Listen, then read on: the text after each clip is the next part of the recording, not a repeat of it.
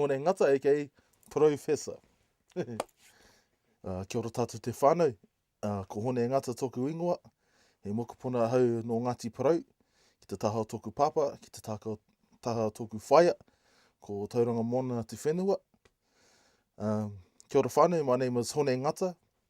I'm a grandchild of two great iwi or tribes of Aotearoa, New Zealand. My father's tribe being Ngāti Porou, which is on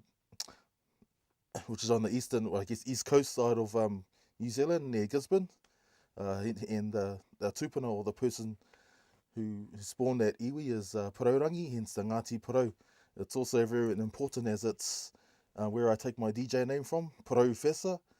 Porou referring to my dad's father's tribe, Ngāti Porou, and the Fessa is a bit of a play on Professor.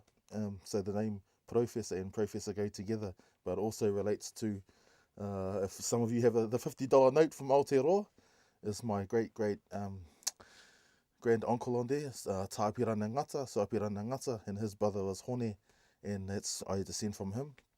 So he was a sir, and not meaning to blow, but there's a few doctors in that in my family, so I thought when it came to DJing, I need a name that's quite unique, and I had a few other silly names over the years, and I guess it was time to come be tūturu or come straight to myself, and it just turned up one day, Professor.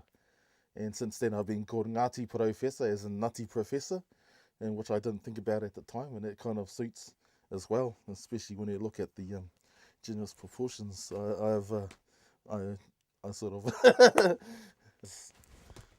Professor on there. Hangi Beats worldwide, something beats for your grandmother. Kaupapa Māori, keep it Māori side, keep it strong Māori, Māori side, because I can't whakapapa, I don't, well, a whakapapa is your family tree, and I don't whakapapa to Snoop Dogg or Tupac, so I can't say west side. I could say east coast, because that's where my family's from, is the east coast, and it's known as the east coast. But again, I recently said to somebody, I'd heard this proverb, and it's a Native American in origin, which says, the planet Earth, if we take away all of the waters, what are we left with? We're all on the same chunk of water. We're all on the same, piece of land. And that's Mother Earth, and that's who we need to respect, and Papatūānuku can remain humble and true to who we believe in. In my early days, my early graph pieces I used to sign off with peace, love, and funky jams, and feast, love, and peanut butter, and other things, just to, because that's the way I viewed it.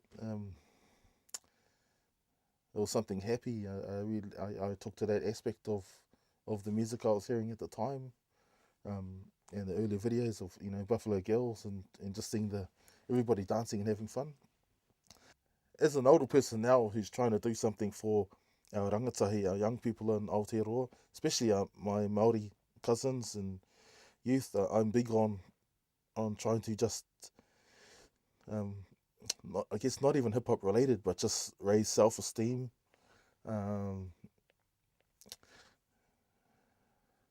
Just anything to do with the art of performance, making sure they have a good time, just to put a smile on their face at that time.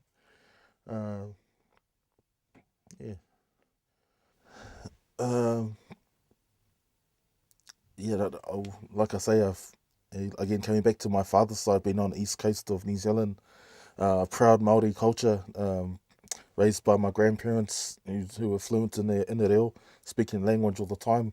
And I always tell people that I've been really lucky to have such great family and role models, and it's not like all that for everybody.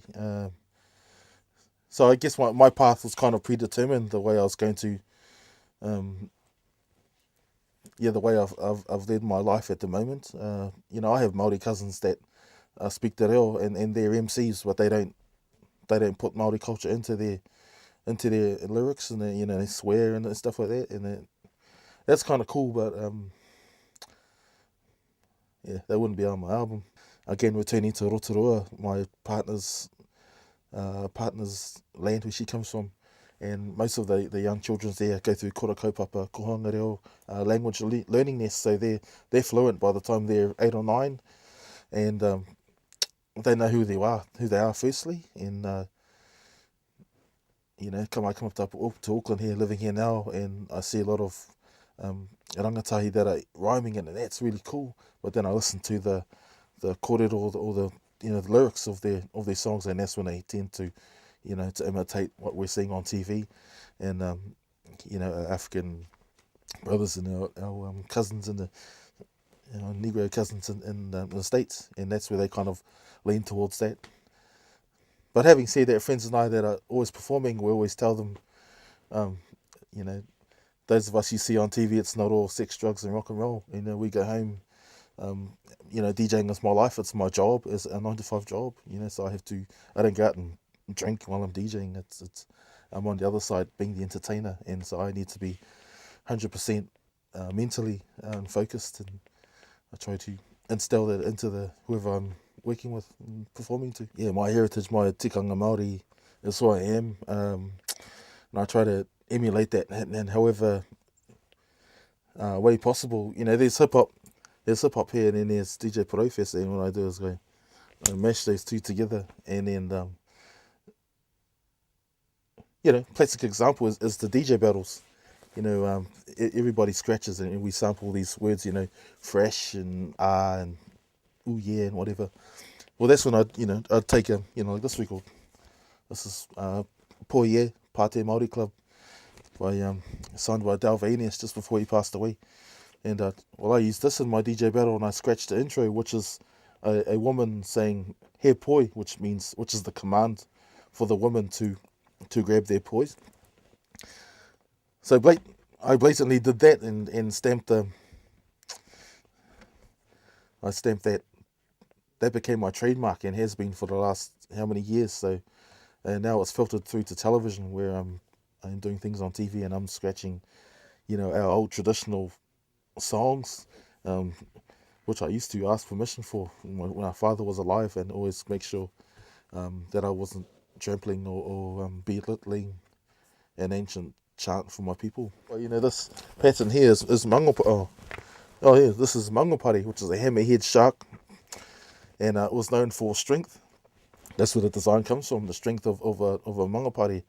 So like I wear this, and it's yellow and black. Again, it relates to St. Stephen's Māori boys secondary school, which was a proud Māori culture. So again, there's a whole bunch of unseen things that I do and then sort of wear, and I guess I try and pull the essence out of those things to empower myself. Yeah. What I'm working towards is definitely a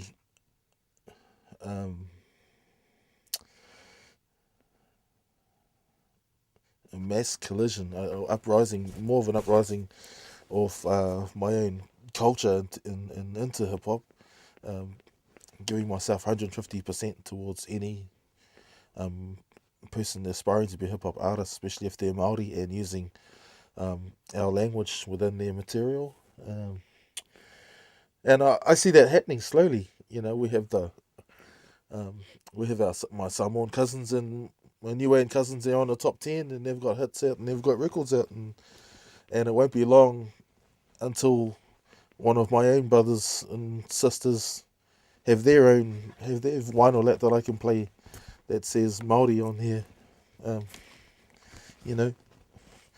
This is what drives me. This is what has driven me for years. Herbs. Look at this album here. Oh, this album by Herbs has got a song on here called Dragons and Demons. Dragons and Demons. And Shay Fu, 2005, just brought out his third album, and one of those songs there, he uses that for the chorus line, but he's flipped it like Kanye would and sped it up on 45, so it's like a chipmunk, Dragons and Demons. But this is like where it all, as a DJ and producer, this is where it all lies for me. I mean, I use Herbs in my DJ sets. There's a piece here called a karanga, which is the woman when she greets the people to the marae, and she basically calls to the dead, calls to our ancestors, and I use that in my DJ sets as the intro to my set. So like, I think a lot of what I've known in the past, a lot of the artists Samoan and Māori that have come out, and even from my upbringing, being my family very politically aware and involved in the movement such as Kotahitanga and Ngā Tamatoa and Māori Party and all those kinds of kaupapa Māori things is what has driven me as well. And I think of Upright Posse, heavily influenced by PE, Public Enemy, and it's running through everybody in my head I can think of, and most of the a lot of tracks in the words and just the emphasis of their rhymes are to do with colonization and loss of their language, not knowing who they are, urban culture, the ill effects. There's a lot of artists are doing it now. Having said that, I've heard some music come out that's very pro, highlighting the pro aspects of being Māori as well, and Samoan, and Niue and whoever the culture is. King Kapisi's a very good example of that. Very pro sort of pro Māori, pro Samoan lyrics. A young guy by the name of Koza who sounds a lot like Tupac, and it's quite eerie, in that he his whole ahua, or his form in it is similar. He looks like Tupac, sounds like him, but he preaches Māori side.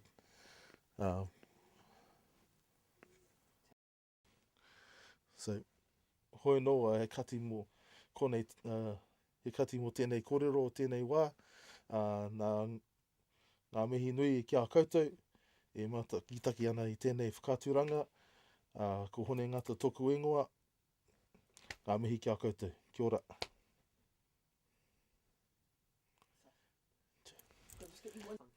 Oh, like, to check it out? Oh,